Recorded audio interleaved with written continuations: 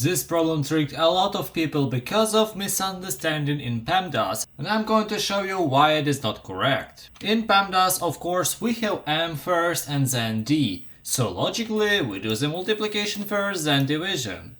But now we'll get the wrong solution, and a lot of you will wonder why do we do them with the same priority.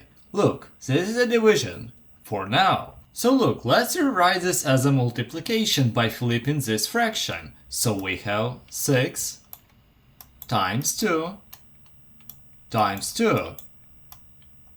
So that's definitely more than our initial answer.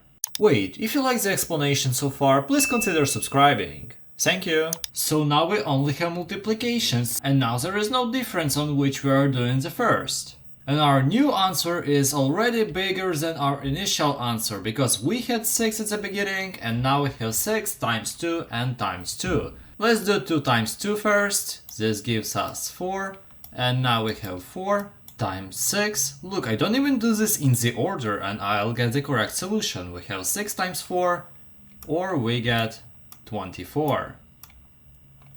And 24 is the final solution. So my point, multiplications and divisions are the same, so that is why we do them in the order. And if you want to test your knowledge after this video, watch this video next and comment your solution. Have a nice day!